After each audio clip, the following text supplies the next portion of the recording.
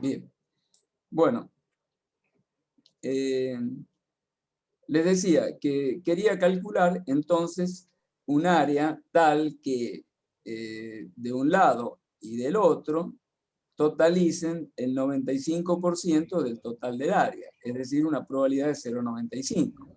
Para lo cual, acá yo tendría que tener 0,475, que es la mitad de 95, de 0,95. Entonces me fijo en la tabla y si ustedes ven acá, pueden advertir, a ver, un segundo, que en 1,9, acá tengo 1,9, acá tengo 5, 1,9,6, tengo 0,4750. Quiere decir que 0,4750 por 12 es 0,95, con lo cual en el valor Z 1,96 tengo el 95%. Les pongo ese ejemplo para que tomen y entiendan un caso en particular. Es decir, puesto en el área, en la curva esta, yo les voy a decir que tengo el 95% de que el error de estima esté entre menos 1,96, perdón, todavía no les hablo de error de estima. Vamos a la curva tipificada. Entre menos 1,96 más 1,96 tengo un 95%. ¿Hasta acá eso se entendió? Pregunto. Profe, ¿puede volver a repetir lo de la tabla? Porque no lo entendí, justo se me cortó y ahí está, esa parte. Les decía, hasta ahí... como les decía, esta tabla se pudo hacer porque es una sola curva, es lo que se llama curva tipificada. Cualquier curva yo la puedo llevar a curva tipificada. Entonces, la ventaja que tenía tener esta curva tipificada es que yo a una sola curva sí la podía tabular.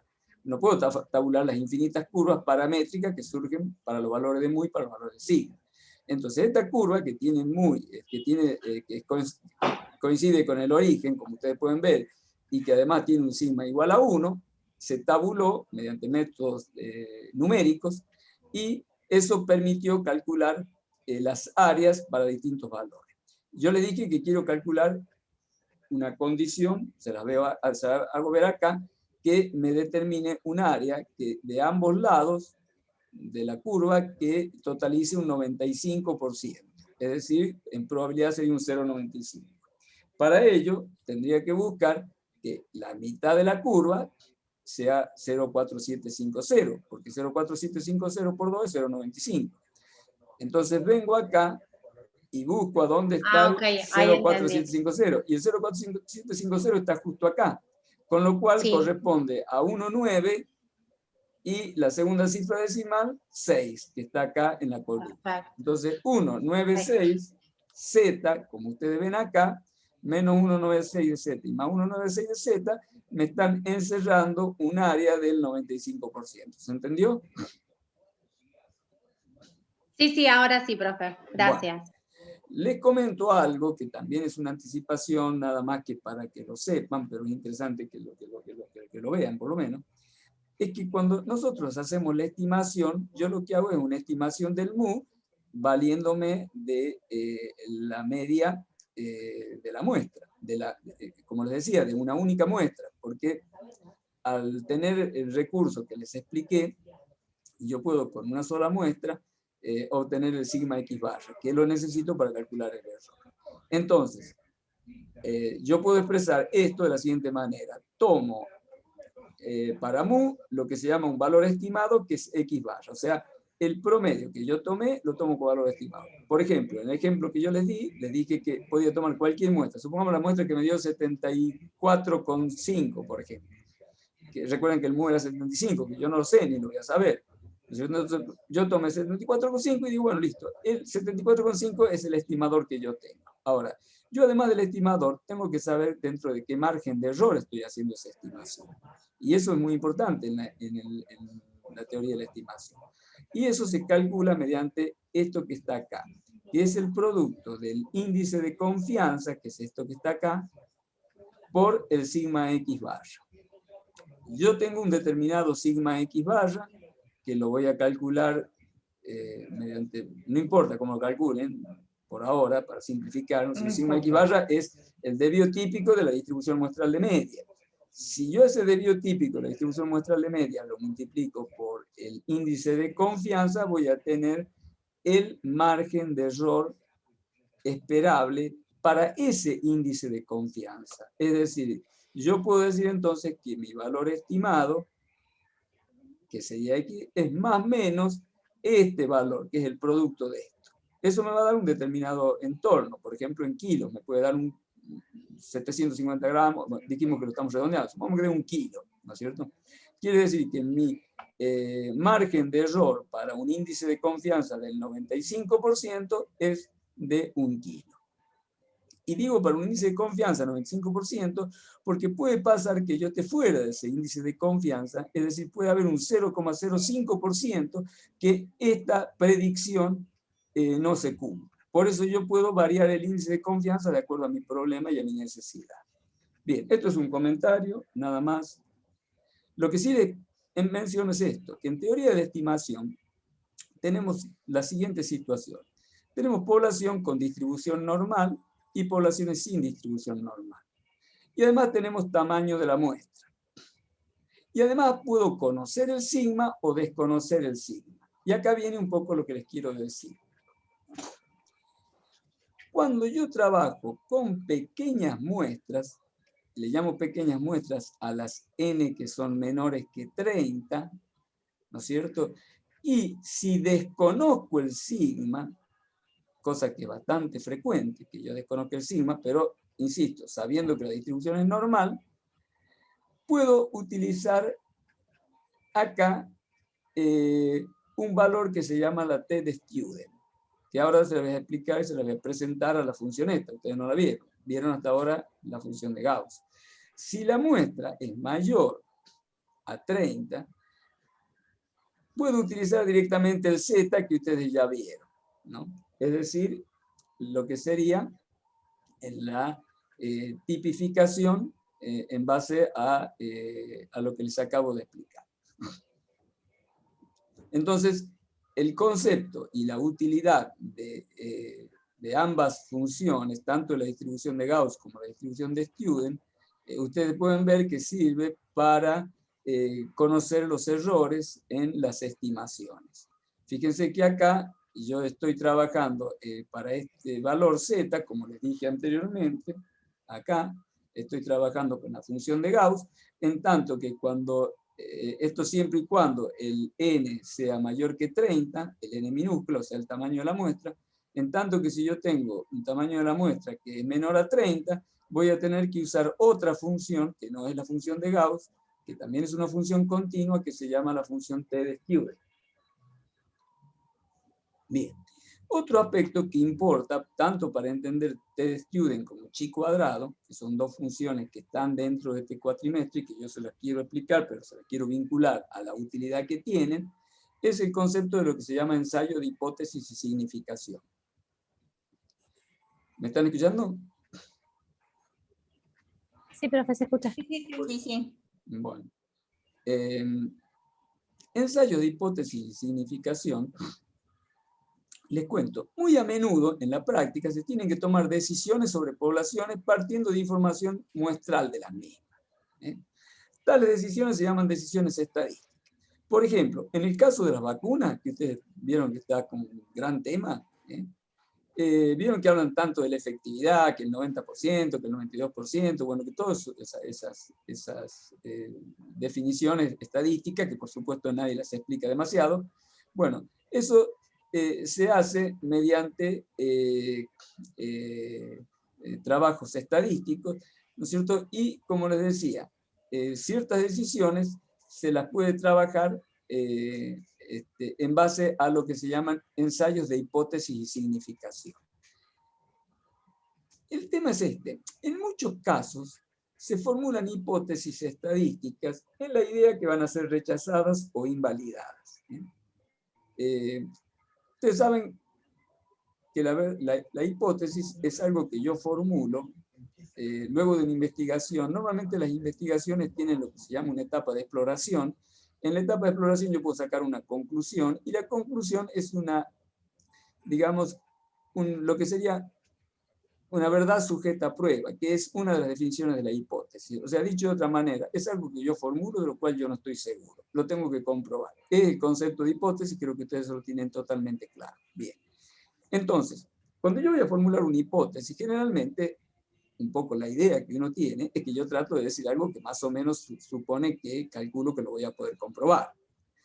Por ejemplo, si yo digo que el metal con la temperatura aumenta su tamaño, que es una hipótesis bastante razonable, después caliento, hago las verificaciones y demás, estoy haciendo una hipótesis que calculo que se va a poder comprobar en la realidad. Bien, hay ciertos casos en que se utiliza la hipótesis como el concepto de hipótesis nula, que se lo utiliza cuando uno en realidad está en la idea de que no se cumple esa hipótesis, y yo la planteo nada más que a los fines de, con la idea que va a ser rechazada. Pero eso me va a servir porque me va a permitir, digamos, sacar conclusiones sobre el tema. Les voy a poner un ejemplo para que se lo entiendan bien. Por ejemplo, supongamos que una moneda está cargada. ¿Saben lo que significa que una moneda está cargada? Que si yo la tiro muchísimas veces, la probabilidad que en la frecuencia relativa del resultado que obtenga no va a ser 0,5. ¿De acuerdo? Ese es el concepto de moneda cargada. Bien. Supongamos que yo tengo una moneda y yo presumo que está cargada. Pero voy a plantear la hipótesis nula, que la denomino H0. Esto es una notación.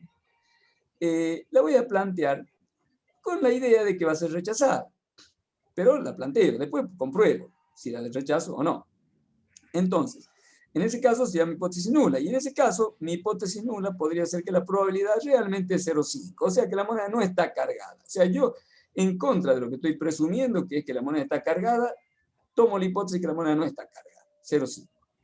Entonces, después hago las comprobaciones muestrales en base a resultados, hago distintos lanzamientos, saco las conclusiones y demás, que son las hipótesis, la comprobación de hipótesis estadística, y digo que si el resultado me da distinto de 0,5, ¿qué hago con la hipótesis nula? ¿La acepto o la rechazo?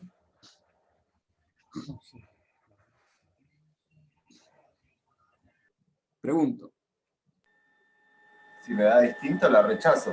Exacto, la rechazo, tal cual, porque como les comenté, adopté la hipótesis nula, que es H0, de que da 0,5. Ahora, si después me da 0,7, ¿qué tengo que hacer con la hipótesis nula esa? Rechazarla. O sea que ese más o menos es el camino que suele ocurrir cuando trabajamos con hipótesis nulas. Las planteamos en la idea de que se van a ser rechazadas. Pueden después no ser rechazadas, está claro, ¿no? Pero, digamos, lo más probable, en principio, de acuerdo al modo de trabajo, es que sean rechazadas. Y resulta más práctico, porque yo en vez de calcular cuál es la probabilidad de 0,7 o lo que sea, directamente me la planteo a la hipótesis nula, y si el resultado con un nivel de significatividad, que ya van a ver un poco qué es, me dice que el 0,5 no se da, sino que da 0,7, voy a rechazar la hipótesis. Bien. Distribución gamma. La teoría de probabilidad y estadística, la distribución gamma es una distribución con dos parámetros que pertenecen a las distribuciones de probabilidades continuas. ¿Bien? Desde ya les adelanto que la distribución chi cuadrado, que es otra de las distribuciones que vamos a ver, es un caso particular de la distribución gamma. ¿Bien? O sea que entonces la distribución gamma es una distribución con dos parámetros, ¿no es cierto?, que pertenecen a las distribuciones de probabilidades continuas. Les voy a poner un ejemplo de cómo más o menos se puede interpretar la función gamma. Esto, aparte de explicación teórica de la función, no puede dar lugar a algo mucho más profundo. La idea es que tengan una idea del uso y la aplicación. Supongamos números factoriales. El número factorial se define como el factorial de n, como el producto de 1 por 2 por 3 por n. Con la condición, como ustedes saben, que el factorial de 0 vale 1. Ahora bien, si yo tengo factorial de 2/3, ¿cuánto vale? O factorial de 2,5, o de un número negativo, menos 2,77, o de un número irracional, como pi, o de un número complejo. Evidentemente, no el concepto que nosotros tenemos de factorial, no podemos entender y explicar esto. Bien. Acá me está tapando el... Bueno. No sé cómo, lo voy a achicar esto. Segundo. Perdón.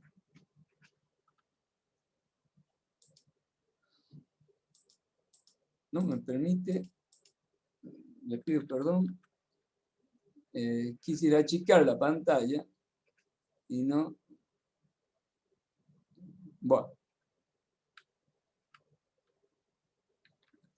Bien, lamentablemente no estoy viendo acá una parte de arriba de la pantalla porque no veo cómo poder achicar la pantalla. Ah, acá está, me parece que...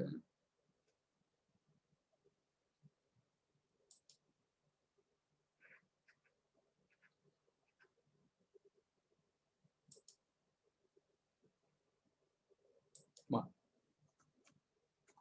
Bien, entonces les decía que la integral entre 0 e infinito, esto es lo que se llama una integral impropia, ¿cierto? Que está entre un límite, entre un valor no acotado, es una integral definida entre un valor 0 y un número, en este caso infinito, de e a la menos t por t a la r, diferencial de t, es r factorial, con r que pertenece a los números reales. Ahora bien, yo puedo acá modificar, por una cuestión de de simplicidad en la fórmula, puedo multiplicar z, puedo dividir a z, restarle 1, z es el nombre que no, o la notación que usamos normalmente para números complejos, es decir, z es a más bi, pertenece a números complejos.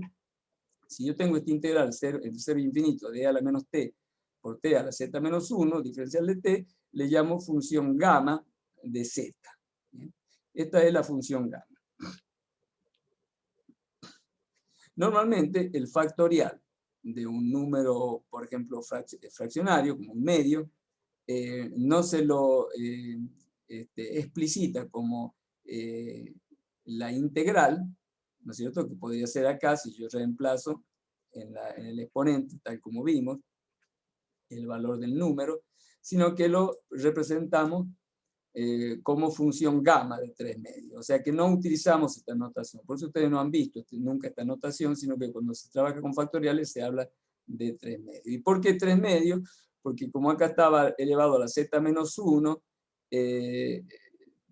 acá tenemos que poner 3 medios. Ya vamos a ver, creo que más adelante lo van a ver mejor. Entonces la función gamma, que sería 0 e infinito de a la menos t por t a la z menos 1, que sería la función gamma de z, el dominio de gamma son los z que pertenecen a los números complejos con los reales distintos de 0 y de menos 1, menos 2, etc. No números negativos, ¿no? Es decir, sigma de 0, gamma de 0, de menos 1, de menos 2 no existe. Y el gamma de n más 1 es n factorial. De allí es que acá pusimos z menos 1, para que esto me quede de esta manera. Entonces, el n factorial es gamma de n más 1. Por eso cuando recién pusimos que el factorial de un medio es gamma de 3 medios. Función distribución T de Student. La función distribución T de Student es una función de densidad, ¿no es cierto? Una distribución continua, que tiene un parámetro nu que son los grados de libertad. Tiene una función x, por supuesto. Y los grados de libertad es igual a n menos 1. Porque uno fijando un cierto valor de las n variables, de los n elementos que constituyen la muestra, quedan definidos los restantes. Ahora bien, ¿qué tiene que ver la distribución T de Student acá? ¿Por qué la presento? ¿Qué dijimos recién con respecto a la utilidad de la función T de Student? ¿En qué caso dijimos que la podíamos aplicar? Volvemos. Le dije que cuando yo tengo la necesidad de hacer una estimación de una media de población y quiero conocer el error de la estimación y estoy con una distribución normal en donde desconozco el sigma, se aplica en vez del z que vimos antes, se aplica la función t de student. ¿Estamos de acuerdo? ¿Me escuchan? Sí, sí, profe. Bueno.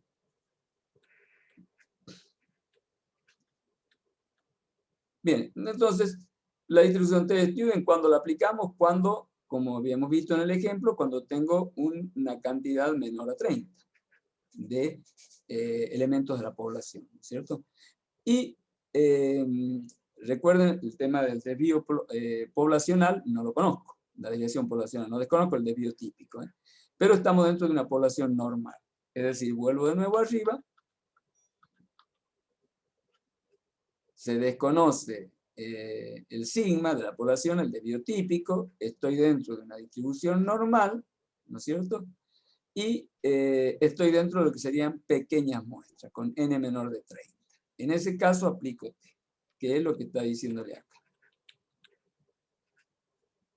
Población menor a 30, no conozco el desvío típico de la población y la población es normal. Y en ese caso se suelen utilizar hipótesis, acá tenemos lo mismo que le he dicho antes, por ejemplo, la hipótesis nula, que sería H0, ¿no es cierto? Que podría ser, por ejemplo, que el mu es igual a X, y la hipótesis alternativa H1, que sería el mu distinto de X. Lo que se hace, cuando se trabaja con t-student, en ese caso, se toma, en el mismo ejemplo que yo les dije, supongamos que acá yo tengo un 98%, ¿no es cierto? Y yo estoy queriendo calcular con un nivel de significatividad que se llama, que está dado por el área que están en estas llamadas dos colas. El área que está en estas dos colas, y acá tengo un 98%, sumada da 0,2%. ¿De acuerdo? Entonces, el área, esa es el 2%, igual a 0,02, y el grado de libertad es n menos 1. Aquí se aplica el t igual a x menos el mu. Este es, acá está puesto con otra fórmula, disculpen, yo tendría que haber hecho acá la misma notación. Esto es el sigma x barra, el desvío típico de la distribución muestral de medias, y eso me da el valor de t. Y de acuerdo a que yo esté fuera de esta zona o dentro de esta zona, voy a aceptar o voy a rechazar la hipótesis. ¿Bien?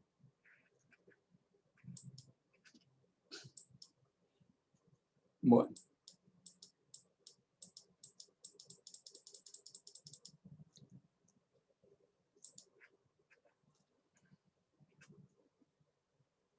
Y ahora les voy a comentar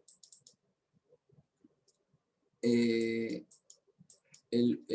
uso de las pruebas de significación de chi cuadrado. O sea, eso que vimos recién es t de student. O sea, t de student, en definitiva, perdón que ya estoy en esta otra parte, pero para resumir lo que habíamos acabado de explicar, decíamos que t de student era aplicable a pequeñas muestras, ¿no es cierto?, cuando no conocíamos el desvío típico de la población, ¿no es cierto?, y cuando estábamos con una distribución normal. Y se utilizaban para calcular los errores de estima. Esa es la utilidad de la distribución t de student. Ahora bien, ¿por qué un poco les expliqué esta cuestión de inferencia estadística? Porque si no, explicarle t de student sin que entiendan cuál es la utilidad no tendría mucho sentido. De allí es que les hice una presentación así muy sintética de lo que es la estimación, teoría de la estimación, y les dije entonces en qué caso se utiliza la t de student.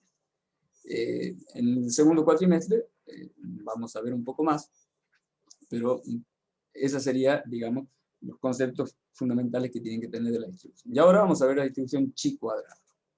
La distribución chi cuadrado, que se debe a un matemático que se llama Carl Pearson, que vivió en este periodo, y en el año 1900 propuso uno de los primeros test estadístico que desde la óptica de la distribución de las probabilidades sirve para calcular si los resultados estadísticos de un experimento se alejan significativamente o no de los resultados esperados, de lo que sería el modelo teórico. Ahora lo vemos un poco más en la distribución chi cuadrado, o también denominada distribución de Pearson, es la distribución de la suma del cuadrado de variables aleatorias independientes con distribución normal estándar. Esa es en eso consiste la distribución chi cuadrado. Es una de las distribuciones más usadas, y esto es lo que me interesa que ustedes sepan un poco, la idea de qué tipo de función es. Insisto, es una distribución, les había mencionado que es un caso particular de la distribución gamma, ¿se acuerdan? Y es el caso, ¿qué caso particular? Es la distribución gamma cuando cuando la distribución es la suma del cuadrado de variables aleatorias independientes con distribución normal estándar. O sea, cuando se da esta condición, decimos que estamos dentro de la llamada distribución chi cuadrada. ¿Para qué nos sirve?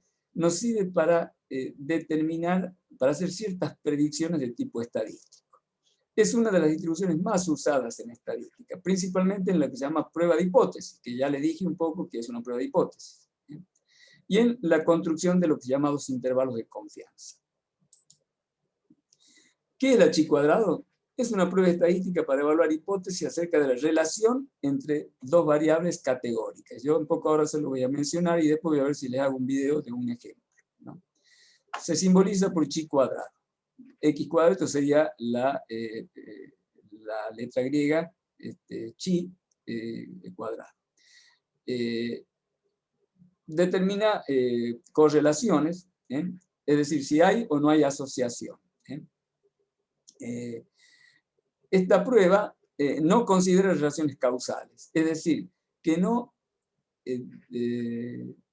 saca conclusiones sobre relaciones de causalidad, sino saca simplemente correlación. Se entiende que hay una diferencia entre cierta correlación con las relaciones de causalidad. Las relaciones de causalidad hacen o determinan que existe, que una variable o que una determinada situación se genera. Perdón. ¿Están conectados? Sí, profe, lo escuchamos. Sí, estamos. Sí, estamos escuchando. Bien, un segundito. Perdón, ¿estaba compartiendo la pantalla de chi cuadrado? Sí, ¿no? Sí, sí. Sí, se ve. Ah, bueno, no, porque en este momento, a ver, voy a hacer una cosa. Voy a cerrar esta otra pantalla. Un segundo. No sé qué me pasó, que me quedé sin la pantalla. Ah.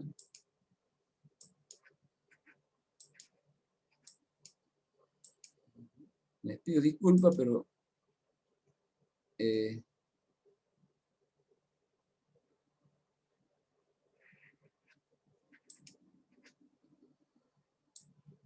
¿están viendo ahí la pantalla? Sí, ¿no?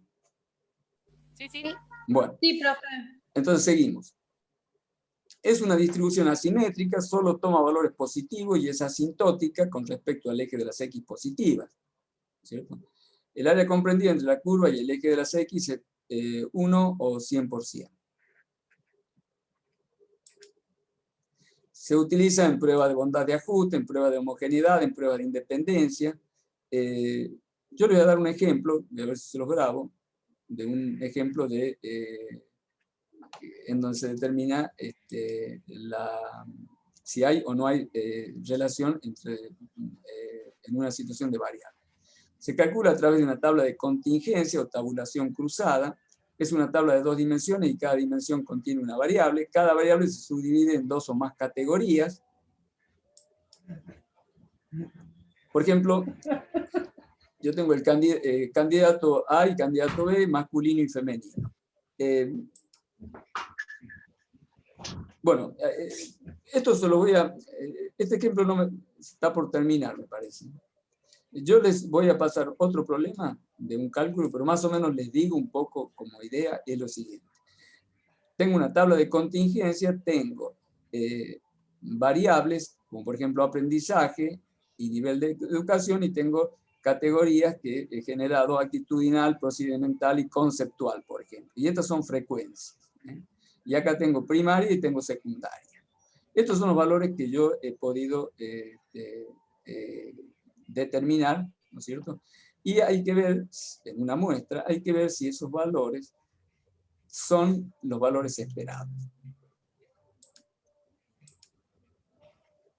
Hay valores totales, ¿no es cierto?, que yo tengo de las categorías en función, en los extremos están determinados. El total son 1040, el total de muestras del elemento que hemos definido. Y, bueno, esto es el cálculo del valor esperado. Yo le voy a poner otro ejemplo, me parece que no sé si le va a resultar tan fácil de entender, así que le voy a hacer un video con otro ejemplo. Y vamos a determinar un cierto valor esperado. Y lo que vamos a sacar como conclusión final, y eso es lo que quiero comentarles, vamos a ir a una tabla, también chi cuadrado, y vamos a sacar valores, ¿no es cierto? Y como conclusión, vamos a determinar si para un cierto nivel de confianza, por ejemplo de 0,05%, y ciertos grados de libertad, que ya le voy a poner en el ejemplo, y yo en el otro que le voy a subir lo van a ver, yo tengo un chi cuadrado de tabla que me da 5, 9, 9, 5, 15. O sea, yo voy a ver cuál es el valor de tabla, que sería el valor esperado. En tanto que el valor calculado, que surge del ejemplo, es este. Y de ahí yo saco la conclusión: si el valor calculado es superior al valor de tabla, entonces rechazo la hipótesis. Un poco esto sería la utilidad del sistema, del método. Yo le voy a poner, como les dije, otro ejemplo. Entonces, básicamente, ustedes en la aplicación de chi cuadrado, lo que tenemos es una tabla de contingencia, en donde tenemos ciertas categorías. En el otro ejemplo lo van a ver con más claridad. Me parece que es mejor que este. Yo percibo que no lo van a entender tanto por eso le voy a poner otro ejemplo. Entonces, yo tengo ciertos valores de frecuencia que en una muestra verificado, y lo que me va a servir esta función chi cuadrada es para realizar un valor, para determinar lo que se llama el valor esperado, que es el valor que surge de la tabla, y que comparado con el valor calculado me va a permitir a mí sacar conclusiones si la hipótesis que yo me he planteado es válida o no. Básicamente la hipótesis es si hay o no hay correlación. Esa sería un poco la hipótesis. Pero bueno, te voy a poner otro ejemplo que creo que se va a entender mejor. Voy a agarrar un video con ese otro ejemplo. Bueno, bien, yo les diría lo siguiente: son 8:15, ¿no? Tendríamos que volver... sí, los escucho. ¿Algún comentario?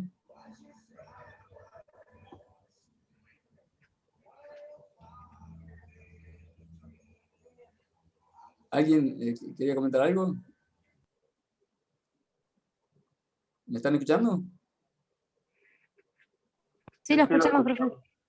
Sí, Bueno, profe. está bien. No, les preguntaba si alguien quería comentar algo. Bueno, entonces, en esta clase un poco lo que les quise presentar, por lo pronto lo que digo es que advierto que tienen, digamos, que no tienen claro temas que ya hemos visto y que los deberíamos tener claro, y en todo caso me deberían presentar dudas y yo volver sobre esos temas si hace falta y demás.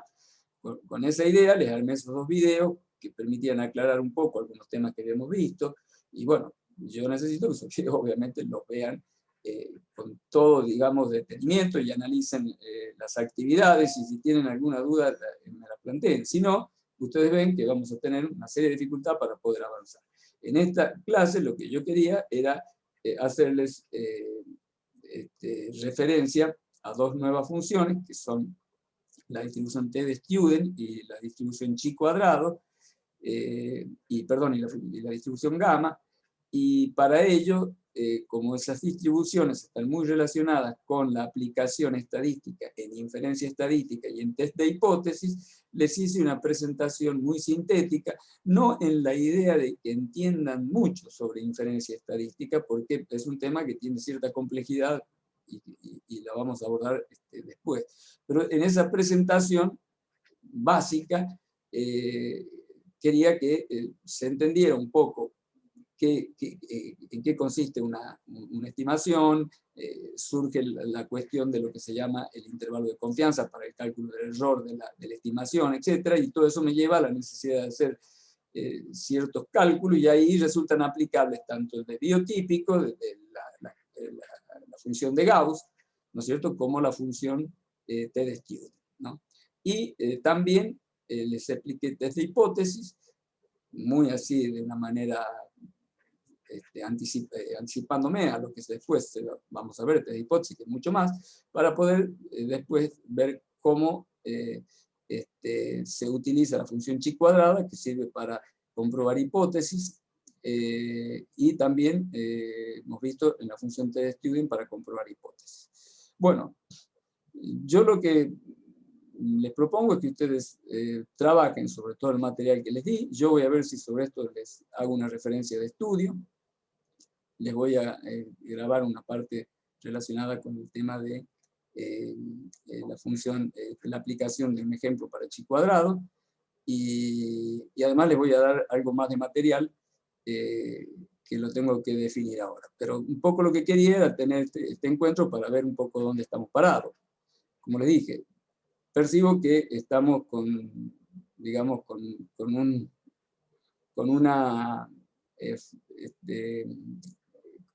algunos temas que no están claros, consolidados de antes, así que lo primero que les voy a pedir es que trabajen sobre todo el material anterior y luego los oriento sobre esto. Voy a ver entonces después cómo les digo las actividades. Pero, ¿se entiende esto? O sea, yo la semana que viene necesitaría que todos hayan visto todas las actividades, ¿no?, absolutamente, porque si no, no tengo chance de poder seguir avanzando. ¿Se entiende? Sí, profe. Sí, profe. Otra cuestión. Sí. Las tablas que mostró para chi cuadrado y para la anterior para sacar sigma, ¿eso lo va a subir, profe? Mire, yo les dije que les voy a dar un ejemplo que lo voy a subir. A esta clase no la voy a subir. Esta clase no es, digamos...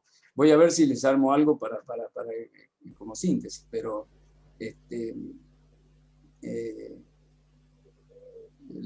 voy a ver de armarles cierto material. ¿Puede subir estos Power que mostró los dos? Sí, les puedo subir. O mándelo por mail, profe. Bueno, o se lo envío por mail. Sí, no hay Sí, ningún sí, problema. subir o mandar por mail. Bueno, pero en concreto, yo necesito... o sea, tengo alguna dificultad porque no me consultan mucho, y les digo, no tengo ningún problema en que me digan o me digan no entiendo, lo que sea. Necesito interacción. Yo, como les digo, quiero que la semana que viene todo lo visto esté totalmente repasado, ¿no es cierto?, y entendido para poder consolidar y poder seguir avanzando. ¿Sí? ¿De acuerdo? Perfecto. Sí, sí, perfecto, profe. Bueno, muy bien. Entonces, estamos en comunicación y quedamos de esa manera. Entonces, para la semana que viene, además de lo que yo voy a ver si les doy otra actividad extra, un poco la clase de hoy era para percibir dónde estamos parados. Darle más material ahora en función de lo que veo me genera cierta complicación. O sea que lo primero que yo les digo es que para la clase que viene tienen que haber visto todo detenidamente cada uno de los trabajos antes. Es más, yo no les di inicialmente ciertos problemas sobre análisis combinatorio y todo lo que es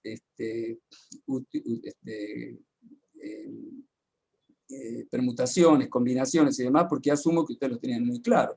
No sé si lo tienen tan claro. Por ahí también se los doy como material de trabajo, ¿no? Así que, y mucho del material de trabajo y esto de análisis combinatorio que les puedo dar está relacionado con problemas que están resueltos en el libro. Así que no